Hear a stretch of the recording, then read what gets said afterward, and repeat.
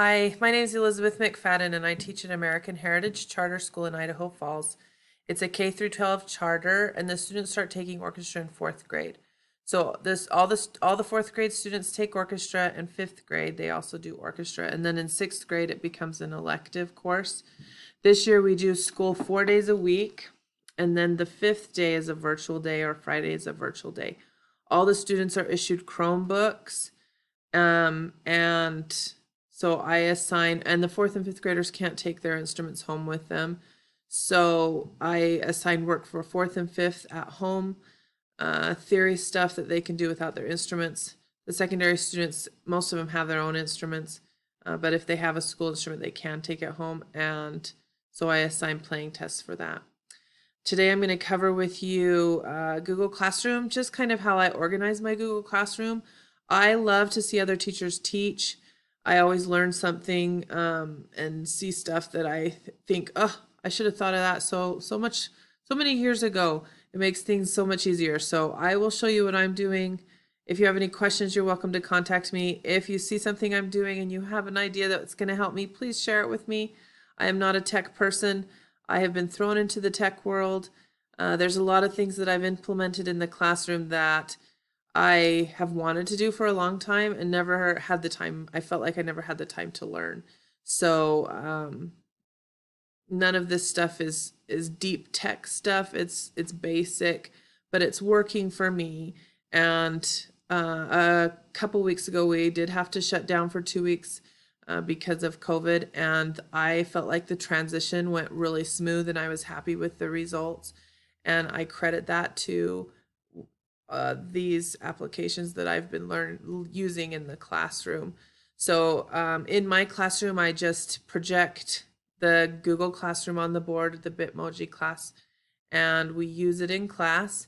And on Wednesdays, I have the students bring their Chromebooks, and we go over what's going to happen at home. This is what you're going to do.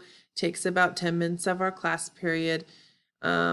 But I feel like if you front load the training on the technology, it's worth it because it's getting a lot smoother now.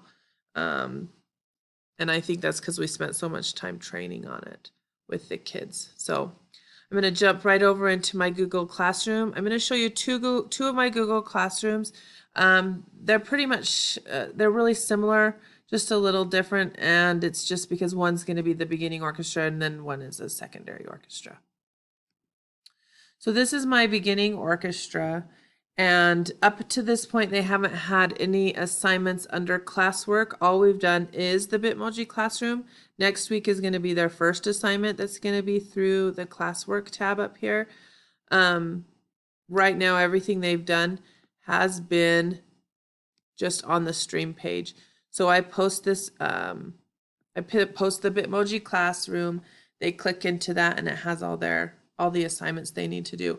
That's why I love the Bitmoji Classroom. I feel like it easily organizes things for the kids and they understand it pretty well. They also enjoy it. I allow comments on my stream page from the students. In fact, I want them to comment. They get a grade for it. But some teachers don't like that. So if you do not want the comments, you just come up here to settings. And then scroll down to where you see that it says stream.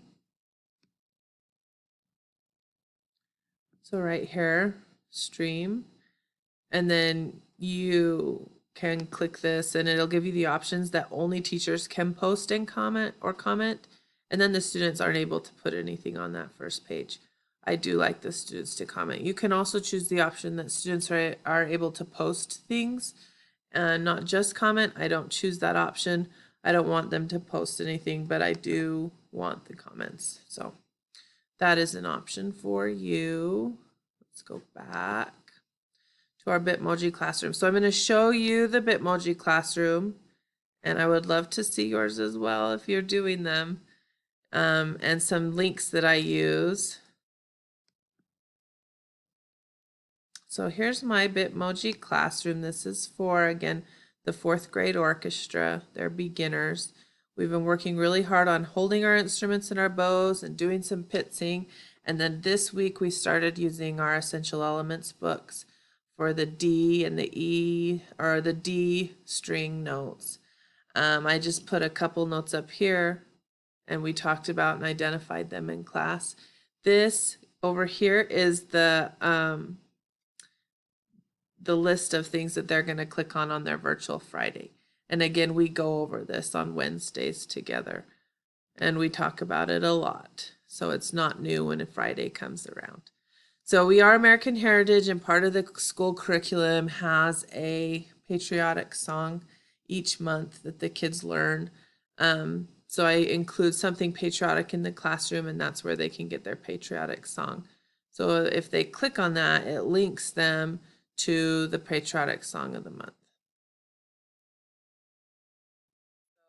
This is where it links them, and I ask them to sing along with it, and if they're not singing, they're at least listening to it. So then second, they're supposed to click on me. So if I click on me, then it takes them to Hi, fourth grade orchestra. So last week our goal was to learn the notes on the D. It just takes them to me, to putting our fingers down, because it was a short week. So this week we really want to try and get our fingers down. We have our shoulder pads now, and we've rosin. So it just takes them to me explaining this Bitmoji classroom again, just in case when they get home they need a little extra reminder. That's there for them. Next, they're supposed to click on the plant and then their staff. When they click on their staff, it talks about their lines and spaces. I have a YouTube channel that I use, but a lot of the stuff I use is already, I think it's fine to use stuff that's already out there. Save yourself some time. So there's lots of videos that are available to us. And then the bow, bow warm-ups that they can do at home with a pencil or a pen. Only your bow and not your instrument this time, so make sure that's in a safe place. We're going to start. They enjoy these. We do them in class every day, so it's not something they haven't already done. The newspapers, rhythm work, something they can clap at home.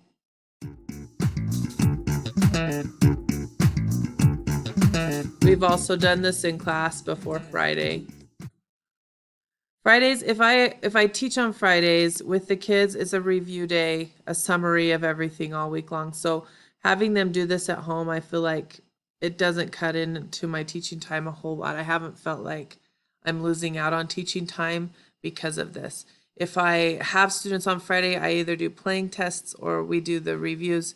So this is just a way they get to do the review at home. I include fun stuff in the Bitmoji classroom too.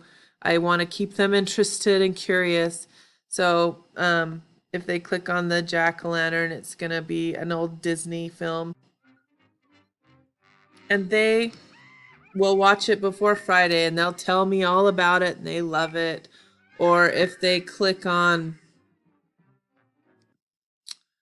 the water bottle, it also takes them to a link that's just kind of a fun link for them. Some of you have seen this before. The boys particularly are very interested in this one.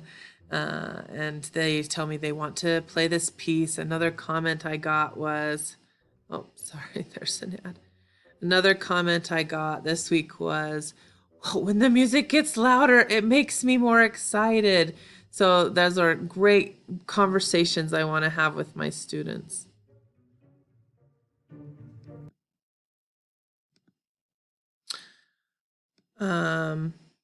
And we're going to talk about how to do a Bitmoji classroom. If you aren't already doing it, I would suggest. They're so easy. The kids love them, and it organizes everything and puts all the information in one spot. So I'll show you how to do that, and then you can let me know if you have questions. If you're already using them, I'd love to see your Google Classroom and get some more ideas of what you're implementing. I know that you can put links in Google Classroom to, I link to Boom Learning, Seesaw. I know some of the teachers use Seesaw. You can link to that as well. So let's see. let's go to the secondary Google Classroom first, and then we'll jump to doing the Bitmoji classrooms. So this is my advanced orchestra class, and you can see there's less comments here because they have homework. I don't require that they make comments here usually. Sometimes I will, it depends on what it is. But I do have classwork for them to do. So here's their playing tests. They submit a playing test each Friday, and I alternate between playing tests from their concert music, their repertoire that we're working on, to exercises out of the essentials. A lot of times I try to make the essentials tests choosing, so they can choose one of so many, so they feel like they have a choice. So the first assignment I always do of the year is an intro video. I want to know that the students know how to make a video and submit that online. It's a 1-minute video, and we do it in class, and it's just kind of a, this is how we get things done. But the topics for my classroom are quarters.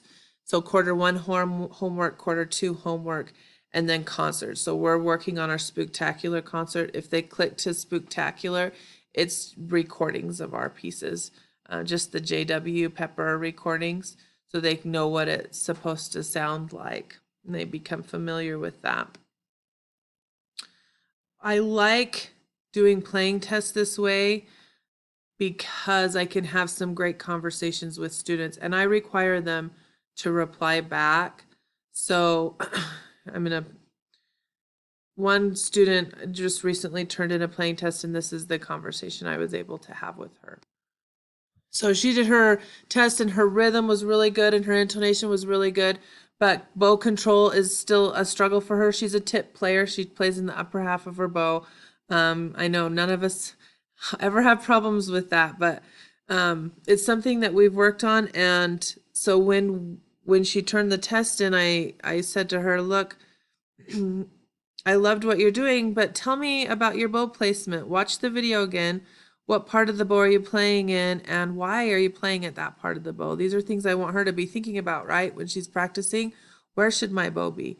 So she replies back, it's way too high. It's kind of hovering over the black, sometimes the black meaning her fingerboard. It's a bad habit. I'm mainly playing in the middle at the top of my bow. So I say, this is a great thing to notice. Where should the bow be, and what can you do to fix it? What were you thinking of the bow when you were practicing? Because I want her to have this conversation with herself too. And she says it should be in lane 3, so I know that she knows where the bow should be, and smack dab in the middle. I was only focusing on the notes, and I should focus on my bow placement. And since this conversation, her bow has improved a lot. She is focusing on her bow now. This is the first time I've had this conversation with her in a private chat like this. Of course, as a class, we've talked about where should our bow be, but this is the first time I've had this private conversation with her, and I saw immediate results from this conversation. And that's what I like about testing on Google Classroom. If she had tested in class, I probably wouldn't have had time to have this conversation with her. So here's the Bitmoji Classroom for Advanced.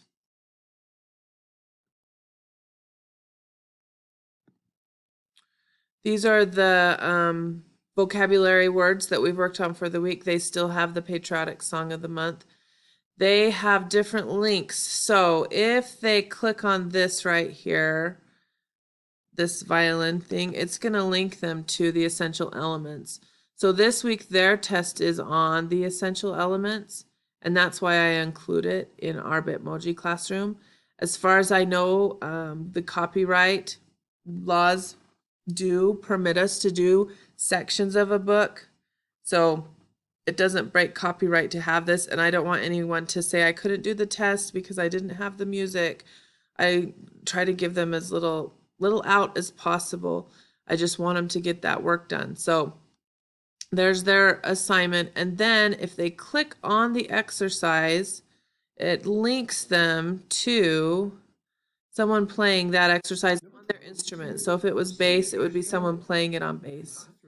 And I like this because I let them know this, you can listen to it, make sure you match it. Use this in your personal practice at home. So that's something that I include in my Bitmoji classroom for the advanced kids. Now, enough with what I'm doing, but how do we do this? How do we apply this? So in order to make the Bitmoji classroom, you just go into your Google Slides. You start with a blank slide, and I delete the text boxes, and you go to background, and you choose a background depending on what you want it to look like. So we're going to choose wall and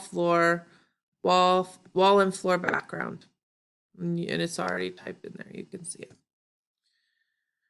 And then you just choose whichever one you'd like to use. I think I'll choose this one, which I haven't used before. And then you click Insert.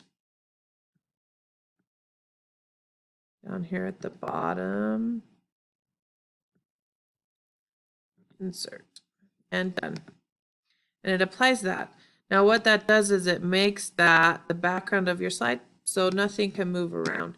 You can add things to it, but the background's not going to slide around. So once you've done that, you just add your items. What you have to do, what's important to remember is that before you put in anything to search, you type the word transparent. So the first thing that let's add is let's add a bookcase. So you go up to Insert, Image, and you can load pictures. Right now we're going to search the web.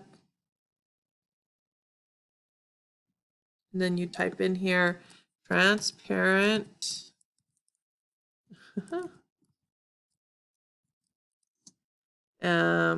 bookcase. And there's some bookcases for you. We'll use that one right there.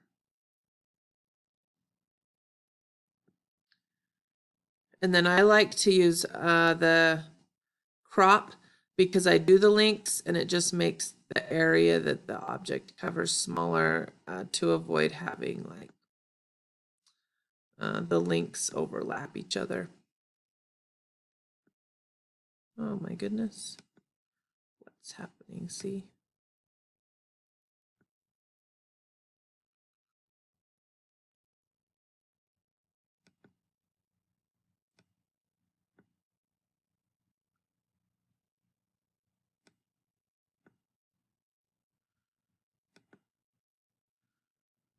Once you have it cropped, then you're going to resize it to the size that you want. And then sometimes, like if I wanted to put an essential elements book on here, I would go to Google and just type in cello essential elements. And then go to images for that and copy and paste that in. And then they have the book, what the book looks like. So that, right click, copy image, and then go back into your slides and paste it. Why that is happening? So crop that down as well.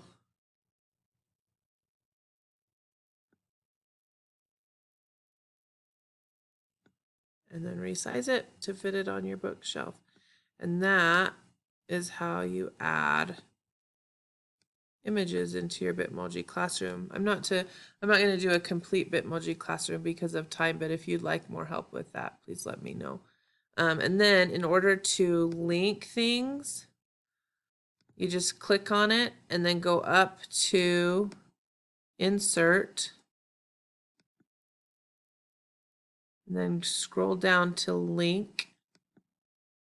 And then you can copy and paste a web address that you want to use, like the YouTube channels. Or if you wanted to go to another slide in the presentation, you just click on slides in this presentation, and then you can do next slide or first slide, last slide, second slide, and click that and it'll link you to that. So that's how we do the links. A lot of people are putting themselves in as a Bitmoji. In order to do that, you just go to bitmoji.com.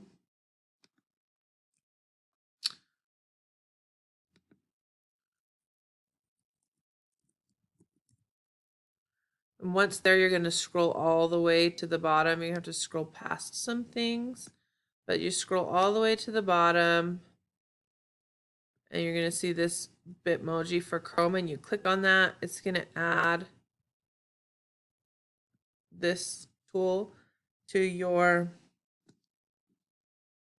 toolbar, and when you click it, then those are your Bitmojis. So we'll use this Bitmoji and add it to our Google Classroom.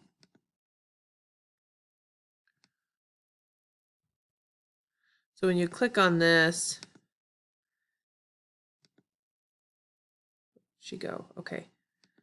So I'm going to use this. You copy and paste, copy image, and then paste it back in the classroom.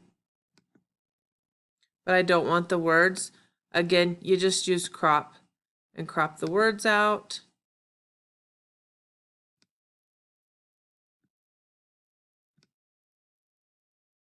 And you just have you. Then you resize to what you need.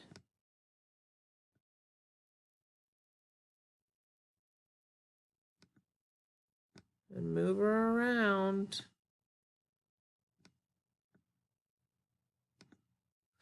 And so that's how you do the Bitmoji classroom. Just the biggest thing I would tell you to remember is when you're inserting images, to use the word transparent, because that allows you to get the images that don't have the background. So another thing you can use Google Slides for is interactive things. So let's jump to some slides I'm trying to do for this week. This is a slide I'm using for beginning orchestra. We've learned about our clef and staff, and I want to know what they know. So they can drag and drop the identification boxes into each spot, and then it says, please identify which clef is yours. I want to know that they know what clef they're looking for right now in beginning orchestra. So they can do that. You'll notice on this slide that some of the stuff moves, but some of it doesn't. And that's because you create the background for the slide. So to do that, you're going to go to a different slide and you create the background. So here's a background that I'd like. And you'll see everything moves on this. But when I finish, I don't want these things to move. I want these things all to stay put. So to do that, once you've completed your slide, then you go up to File. You do File and Download. And you can do that as a JPEG. You click that and it downloads it for you. And then you go back to the slides that you're creating. So we'll go back to the other ones. Let's start a new slide. Delete those, kind of like you do in your Bitmoji classroom, right? And then go into background. This time when you're in background, so when you did the Bitmoji classroom, you said choose image, and then we went to an image search, but this time we're going to do upload, and we're going to browse the files on our computer. And when I do this, I go to download. That's where it's placed at, and then click on the last file that's been downloaded. And then click done, and now you'll see it's here. And these things don't move anymore. And I can add things just like I did in the Bitmoji classroom by clicking Insert, Image, search the web, and then you go to your search and you want to make sure that you type transparent first. So transparent quarter note. And then we've got some quarter notes that we can choose from.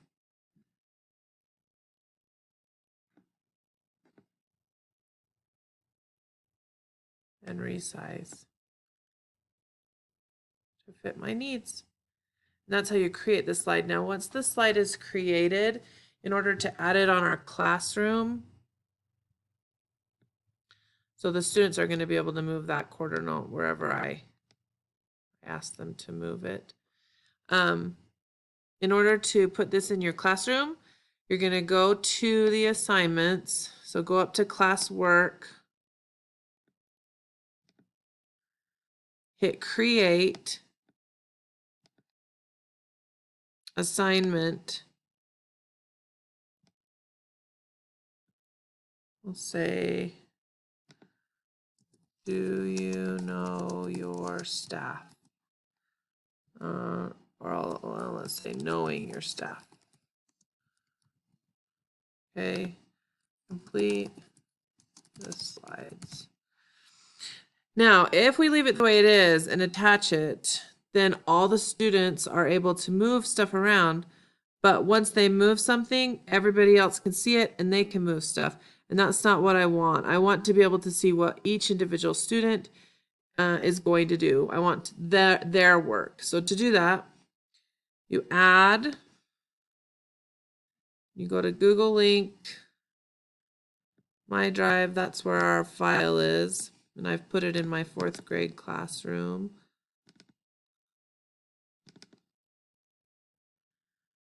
And click it. You double click it, just puts it right there for you. So it's there, but you have to go to this drop down. So right now the students can only view the file. They won't be able to move anything around. If I want them to be able to edit it, then I would click that. But I actually want to make a copy for each student. So I'm going to click that option. And what that does is gives each student their own individual copy of this. And when they move stuff around, then they submit it to me, and no other student is able to move stuff around on their copy. So that's how we do that. And then you just hit assign. And with assignments, you can hit assign, it'll show it immediately, or you can schedule it, right? And that's what I usually do. I schedule it because I'm doing it Friday, but I don't want it to appear till Monday for the next week. So you just schedule it right there and hit schedule.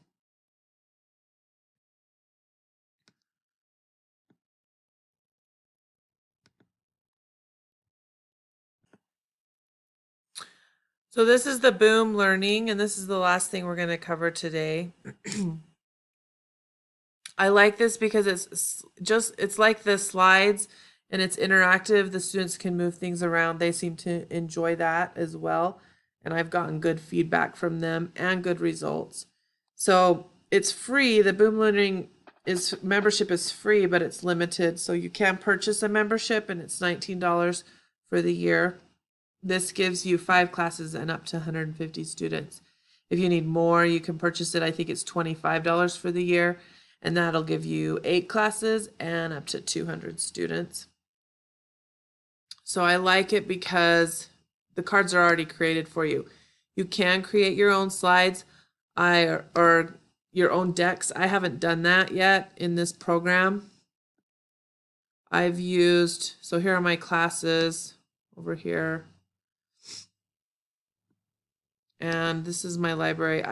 We get money that's specifically for classroom supplies. And I've used the classroom supply money to purchase some decks. Some of these are free and some of them I have purchased. So one that I used was this one for my advanced orchestra, kind of a pre-test at the beginning of the year. So I didn't tell them it was a pre-test. I just wanted to know where they were at. So which is a quarter note. They just on it, which is a half note. If they get it wrong, they get immediate feedback. And it says, oh, that's not right. And it leaves them marked out so they can find the 8th note. And Are both of these examples of eighth notes? Put the notes in order from greatest to least. Again, if they don't get it right,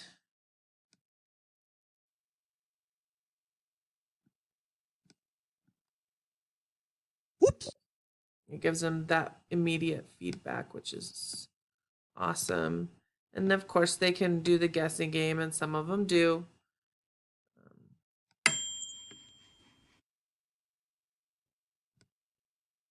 2 beats, 4 beats, 1 beat. And then this just continues on and covers some of the rests too. Another one that I use that I like is we just did the D string notes. So the A and D string notes, this was in my 5th grade class. We're reviewing what the notes are on the A and the D string. So they are able to go in here and do this. Which note is shown below? And they just pick the note. Which of these is E? And if they choose wrong again, it tells them that it's not the correct choice. Which note is shown below?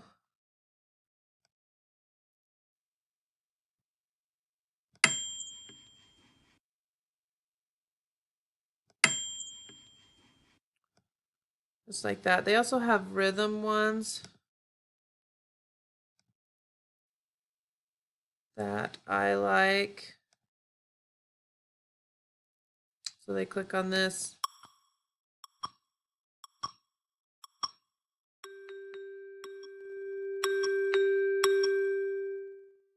Then they move the blocks. Again, if they get it wrong. Whoops. And it tells them immediately, you got that last one wrong. So they can listen to it again and get it right. Another rhythm option, one that I have used, is this one. So they have the rhythms for them.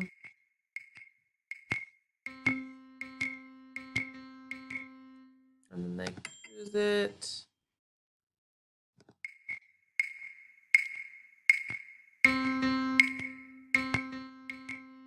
And again, if they choose wrong, immediate feedback for them. So those are the boom cards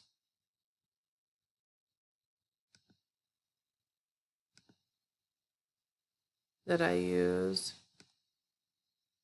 in my classroom. They also have spelling bee. And you can search through. Again, you can create your own.